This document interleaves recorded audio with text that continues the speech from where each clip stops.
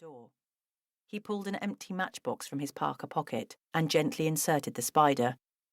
I called across to the trade counter. "Hector, could you please open this jar of jam for me? The lid's stuck." I held it up to show him.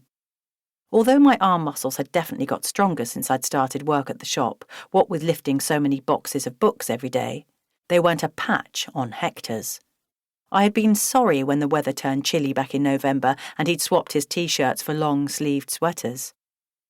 Billy put out a hand to stop me as I went to take the jar to Hector, his grip surprisingly strong for a man of his age. I suppose that was down to his part-time job as village gravedigger. Oh, and jobbing gardener for the vicar. A village the size of Wendlebury Barrow doesn't need many graves. "I'll take care of that for you, girlie," said Billy, popping the top off effortlessly. Previously, I'd have thought I'd be favourite to win an arm wrestling match against him, but now I was not so sure. Tommy, pocketing his matchbox, returned to the tea room and jumped up to sit on the counter. So much for health and safety.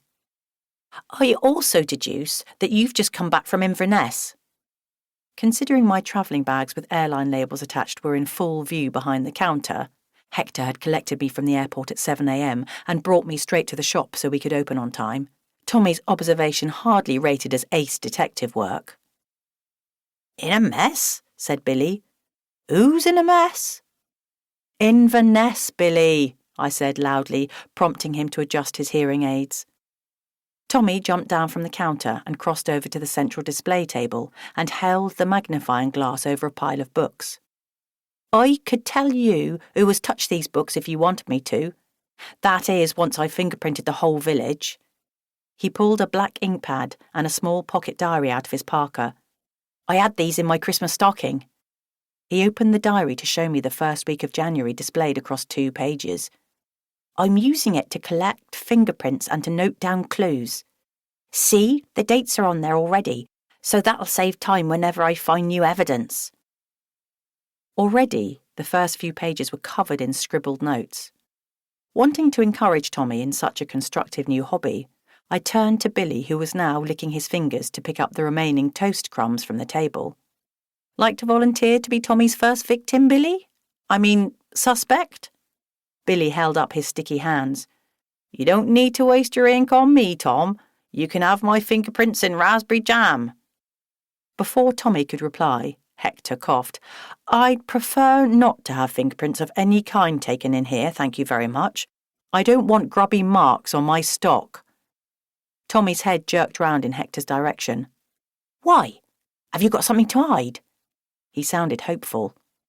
Picking up a Hermione Minty novel, he held it up to the light to examine its glossy paper cover for traces of previous browsers. Hector flashed me a cautious look. Only he and I knew that Hermione Minty was his pseudonym. For years, he'd been writing romantic novels under her name to subsidise his income as a bookseller. As I was his girlfriend, as well as his employee, he knew his secret was safe with me. Hector's answer was truthful while evading the facts. "My conscience is clear, thank you very much. If it's local villains you're after, I suggest you look elsewhere."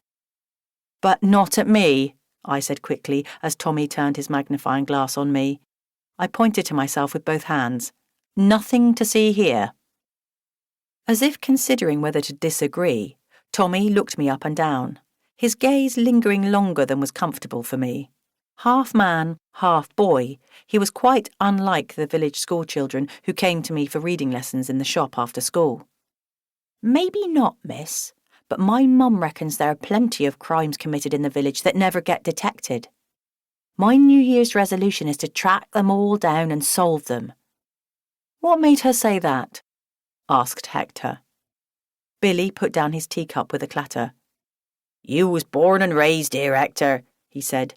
"Do you really have to ask?" Hector came out from behind the counter to restore the display table to order after Tommy's inspection. "I'd have thought the opposite was true. We've had more than our fair share of detected crimes here lately. Are you suggesting we've missed a few?"